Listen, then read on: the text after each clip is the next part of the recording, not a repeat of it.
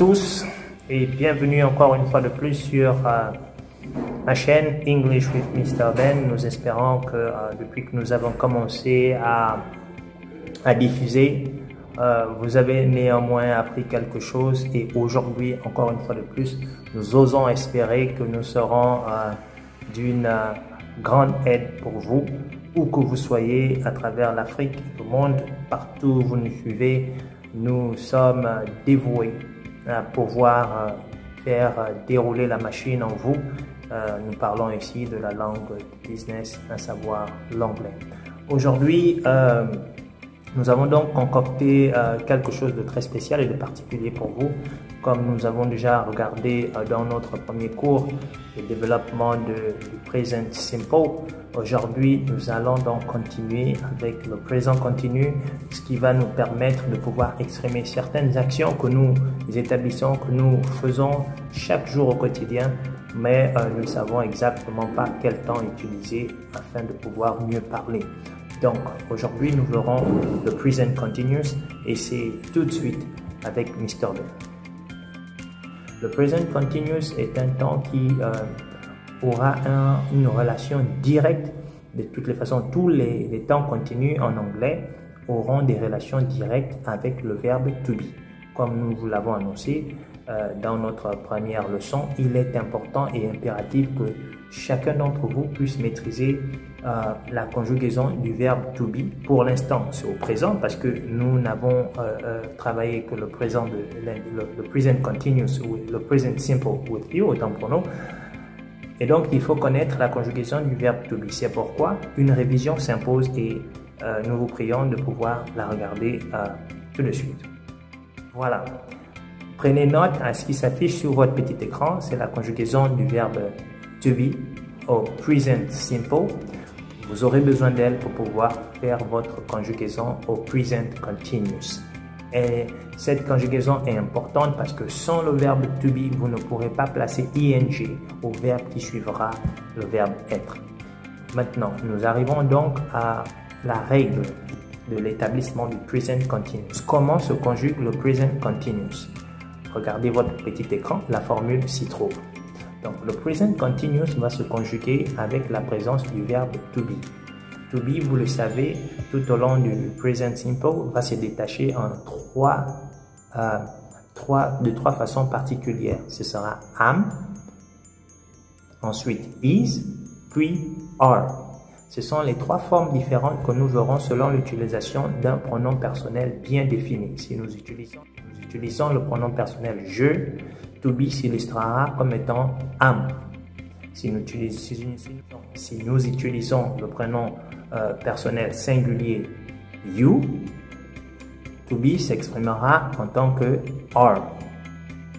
Si nous utilisons les pronoms personnels singuliers he, she, it, c'est-à-dire il ou elle, it est là, est présent pour il ou elle pour exprimer les choses, to be s'exprimera en tant que is. Si nous utilisons le pronom personnel you, au pluriel, to be s'exprimera en tant que are. Are. Si nous utilisons le pronom personnel we, qui veut dire nous, to be s'exprimera en tant que are. Si nous utilisons le pronom personnel il, il ou elle au pluriel, c'est-à-dire they, to be s'exprimera en tant que are. En résumé, voici la conjugaison de to be sur votre petit écran et nous résumons en ceci. I am, you are, he, she, it, his, we are, you are, they are. En gros, ça donnera we, you, they are. Si on doit simplifier l'écriture parce que tous les pronoms personnels pluriels auront une même forme, are. Bien. Voici donc la structure qui vous permettra de conjuguer au present continuous. Pronom personnel plus to be sous la forme his, am, are, ou alors am, is, are, plus le verbe suivi de ing, plus le complément qui vous permettra d'avoir une phrase parfaite. Nous reprenons. Pronom personnel plus to be sous la forme am, is, are, suivi du verbe principal qui est à l'honneur, complété par ing, plus le complément qui nous permettra, bien entendu, d'avoir une phrase complète et parfaite. À l'exemple de ceci. Je suis en train d'étudier l'anglais. Vous êtes à l'université et vous vous êtes enfermé dans une salle où vous étudiez et une fois de plus, vos amis arrivent et veulent que vous alliez jouer avec eux. À vous de refuser parce que vous êtes intensement en train d'étudier un cours et ce cours c'est l'anglais, bien entendu. Vous allez répondre, on va dire, John, nous allons au bowling. Et à vous de dire, I am studying English. I am studying English. Regardons la structure. I, pronom personnel. Et am, il est là. Verbe to be, à la première personne du singulier. Study est le verbe principal que nous sommes en train de chercher à conjuguer au present continuous. Et comme c'est le present continuous, c'est ce verbe qui se doit de prendre ing. Le verbe to be n'est là que pour donner la conséquence d'une action qui se passe au moment où l'on parle. Écoutez bien ce que je dis. To be n'est là que pour engendrer la conséquence d'une action qui se passe au moment où l'on parle. C'est pourquoi la présence de to be plus ing au verbe qui est titulaire et principal dans cette phrase se porte de cette façon. Plus le complément English qui est là. I am studying English. Donc, la phrase est parfaite. I am studying English. Une phrase parfaite. Si nous devons dire la même phrase à la troisième personne du pluriel en utilisant they, le verbe changera parce qu'on a dit que lorsqu'on utilise la troisième personne du pluriel, they, il ou elle au pluriel, c'est are qui s'illustre. To be s'illustrera sous la forme are.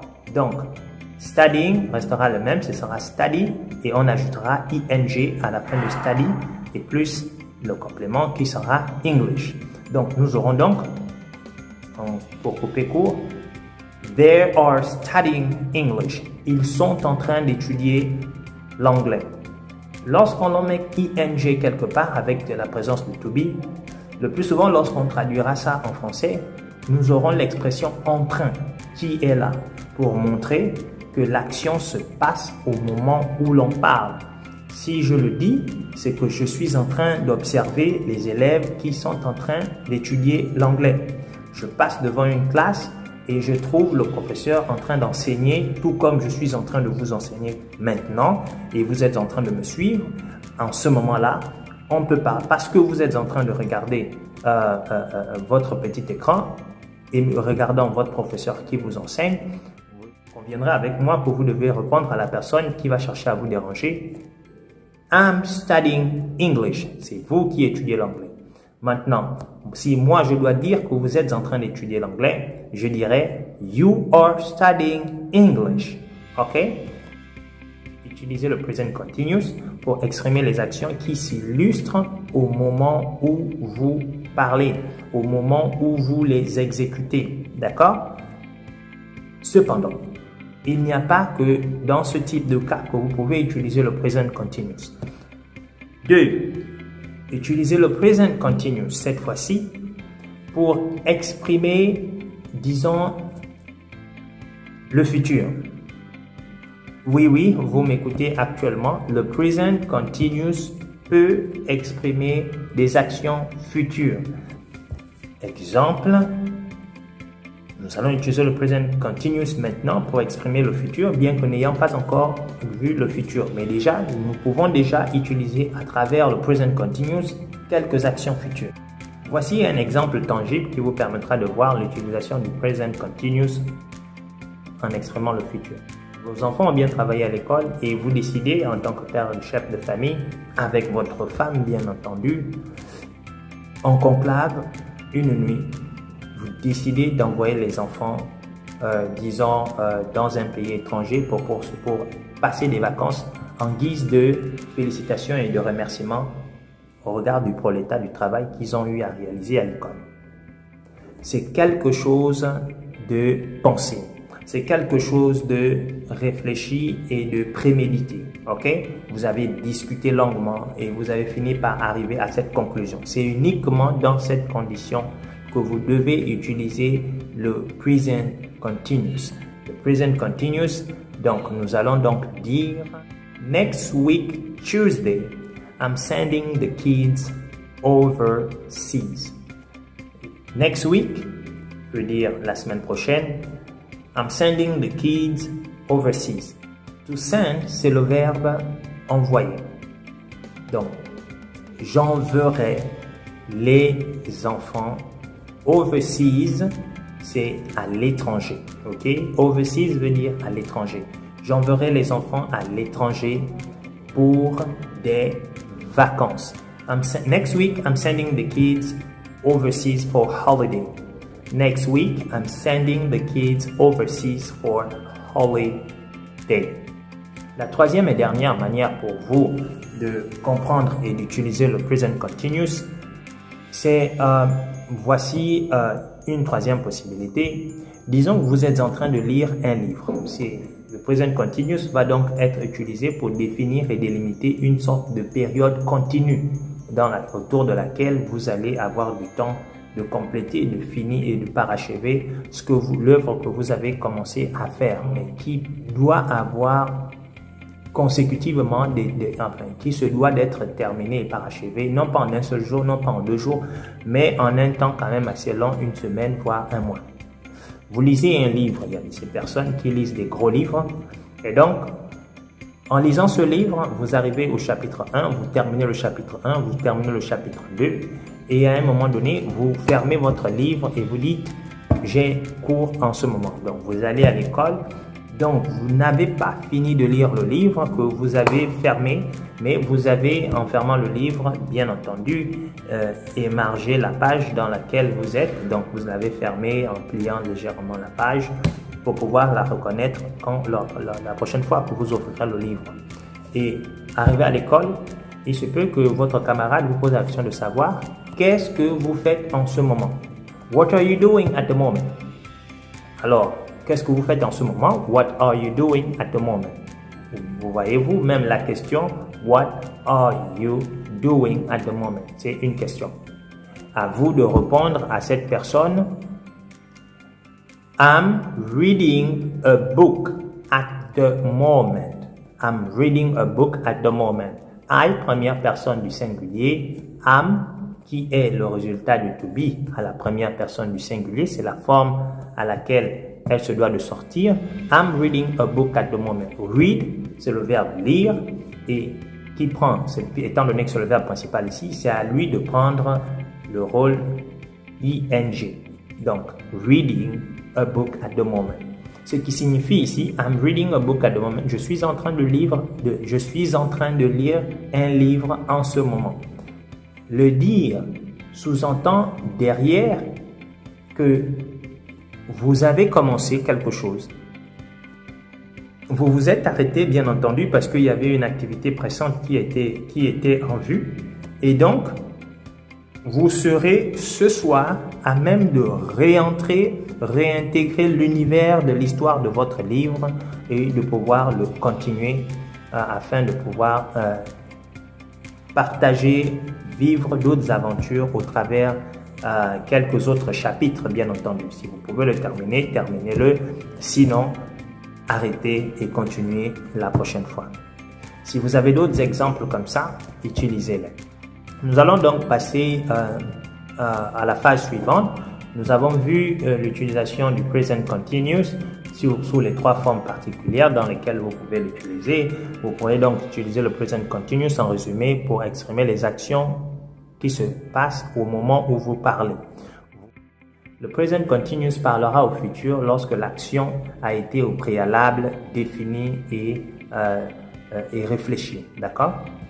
Ensuite, utilisez-le troisièmement pour exprimer des actions que vous pouvez poser, des actions qui prennent un long moment avant d'être complétées, des actions que chaque jour vous serez obligé d'exécuter parce que vous êtes passionné par exemple par la lecture, vous êtes actuellement passionné par le fait que vous souhaitez décrocher votre permis de conduire, donc vous suivez des cours, vous êtes passionné par l'anglais.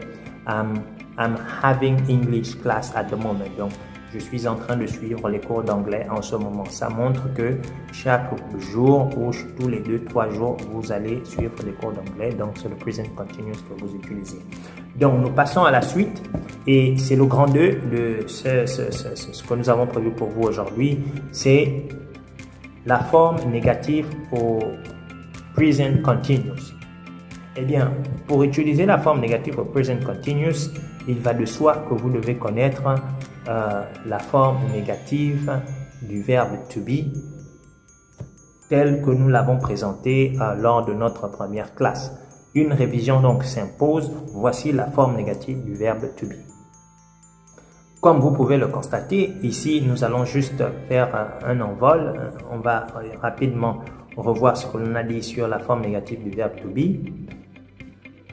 To be, disons que je dis je ne suis pas étudiant.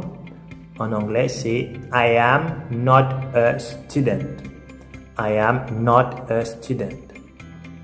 You are not a student. He, she, it, he is not a student.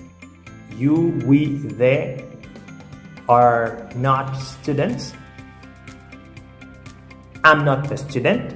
Vous constatez que ce qui a changé, c'est I am not a student qui est devenu I'm not a student. Le N, il y a maintenant un apostrophe quelque part vers le pronom personnel et on ne met plus am, on met me une bonne fois et ça se dit rapide. Next, you aren't a student. Donc la forme contractée are not va donner aren't a student. He, she, it isn't a student. He, she, it isn't a student. On reprend. He, she, it isn't a student. Maintenant, nous allons rentrer dans la forme plurielle qui gardera la même forme et changera juste en termes de pronoms personnels. Donc, je vais les regrouper. We, you, they aren't students. Okay? We, you, they aren't students.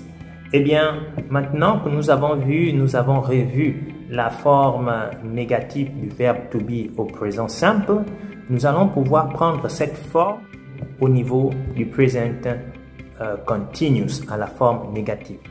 Prenons des exemples que nous avons déjà eu à élaborer. On conjugue I am not studying English at the moment. You are not studying English at the moment. You are not studying English at the moment. Okay? Next, he, she, it isn't studying English at the moment. He, she, it isn't studying English at the moment. Next, we, you, they aren't studying English at the moment. We, you, they aren't studying English at the moment. Maintenant, passons au grand 3, la forme interrogative du present continuous. Bien, pour la forme interrogative du present continuous, eh bien c'est simple, étant donné que nous connaissons maintenant comment est-ce que to be sera éclaté tout au long de sa structure. Am, is, are. Voici la structure de la conjugaison, bien entendu, du present continuous. Nous avons donc le verbe to be sous la forme am, is, are, suit plus le pronom personnel, plus le verbe principal suivi de ing, suivi du complément. Nous avons juste changé de position. L'un et l'autre, l'un est parti prendre la position de l'autre et l'autre a pris la position qu'occupait, bien entendu, celui qui a pris sa position. Ok? To be est devenu le premier sur la ligne et les pronoms personnels sont devenus les seconds, suivis bien entendu. Le reste n'a pas bougé. Ok? Le verbe principal restera toujours du côté droit avec ing à l'appui, suivi de son complément.